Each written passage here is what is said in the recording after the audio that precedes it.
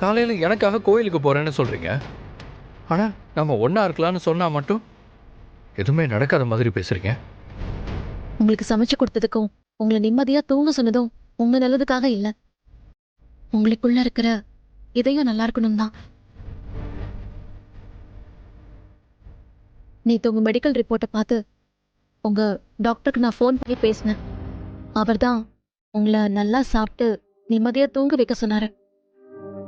நான் அதுக்காக மட்டும்தான் அப்படி பண்ணினே தவிர என் மனசு இன்னும் கொஞ்சம் கூட மாறல.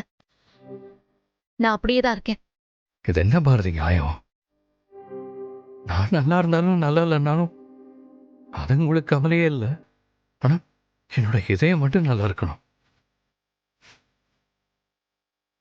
இதுக்கு என்ன பாரதி அர்த்தம்? அது அப்படிதான். ஏன்னா உங்களுக்குள்ள துடிச்சிட்டு இருக்கிறது உங்க இதயம் இல்ல, வாசுவோட இதயம்.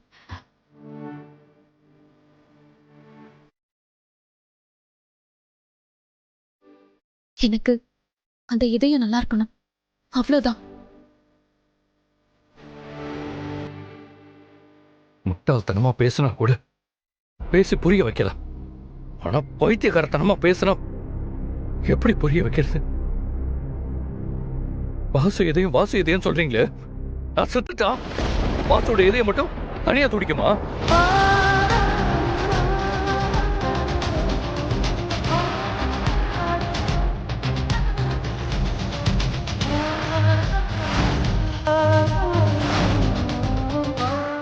நிறைய தடவை சொல்லியிருக்கேன், நான் வேற வாசு வேற இல்லைன்னு.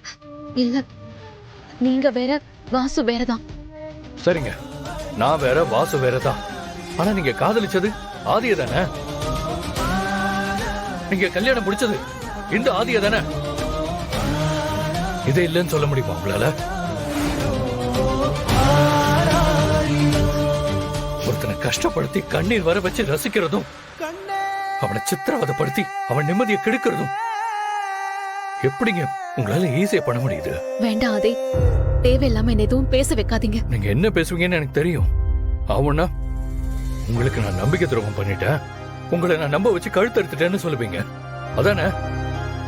துரோகம் பண்ணவன் திரும்ப திரும்ப உங்களை தேடி வந்து உங்க காலடிய கதின்னு நிக்க மாட்டான்.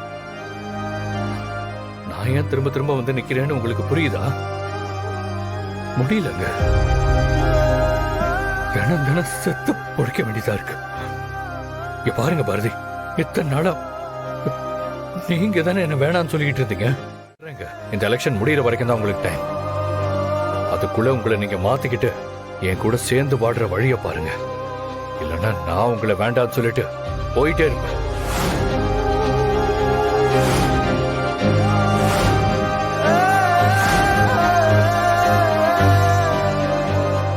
நான் உங்களை வேண்டான்னு சொன்னதை ஒரு தடவை கேட்டதுக்கே உங்க உடம்பெல்லாம் நடுங்குதா?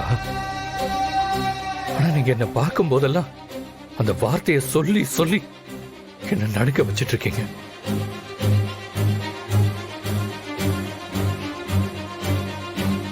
அதுக்காக உங்களை பழி வாங்கறதுக்காக இப்படி சொல்றேன்னு நினைக்காதீங்க. இந்த எலெக்ஷன் முடிகிற வரைக்கும் தான் எல்லாமே. அதுக்கு மேல நீங்களே நினைச்சாலும் இந்த ஆதி உங்க வாழ்க்கையில இருக்க மாட்டான். நீங்க என்ன சொன்னாலும் சரி, நான் மாற மாட்டேன். தமிழ் தமிழ் ஏம்மா, யாரம்மா தேடிட்டு இருக்க? தமிழ் தான் பாட்டி. எங்க போனா? அவ ஆதி கூடல உட்காந்து படிச்சிட்டு இருக்கா. அவளை இங்க தேடினா எப்படி கிடைப்பா? அந்த ஆதி பையன் உன் புள்ளைய நெஞ்சில வச்சுட்டு தாங்கிட்டு இருக்கா. உன் புள்ளைய அவ அப்பா கூட இந்த அளவுக்கு பாத்துக்க மாட்டான், அப்படி பாத்துக்கிறான். பாரதி, நான் சொல்றேன்னு தப்பா நினைச்சுக்காத. ஒரு பொம்பளையா சொல்றேன், இந்த ஆதி பையனை நீ கட்டிக்கிட்டா உன் வாழ்க்கை நல்லா இருக்கும். இந்த காலத்துல பெத்த புள்ளைய ஒழுங்கா பாத்துக்காத அப்பனுங்க நிறைய பேர் இருக்காங்க. அந்த ஆதி உன் புள்ளைய அவன் புள்ளையா நினைச்சு எப்படி பாத்துக்கிறான் தெரியுமா? என்னடி இது? என்னடி ஆச்சு? ஏய், உன்னை தாண்டி கேக்குறா, என்ன ஆச்சுன்னு சொல்லாம இப்படி நடுவீட்டுல உட்காந்து அழுதுட்டு இருக்க. இனிமே நான் காலேஜுக்கு போகல.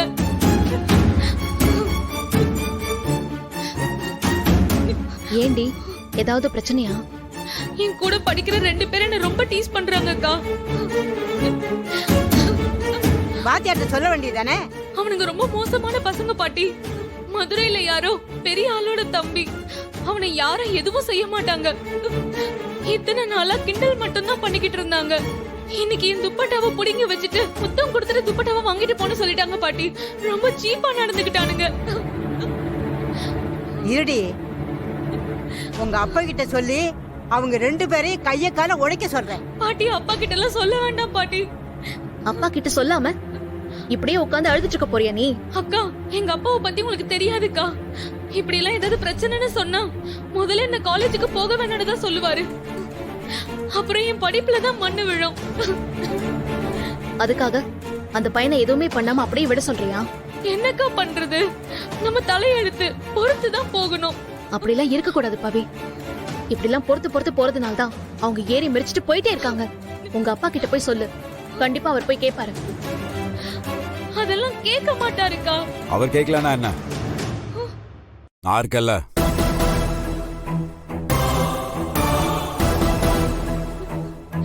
நம்ம வீட்டு பொண்ணுகிட்ட யாரா வம்பு பண்ணா கேட்கணும். நான் கேட்பேங்க. யார் உன்னை என்ன பண்ணாங்க? பவித்ரா, கேட்டிருக்கேன்ல, பதில் பேசு. யார் அவங்க? என் கூட படிக்கிறவனுங்க தான் மாமா. எந்திரி வா போலாம்.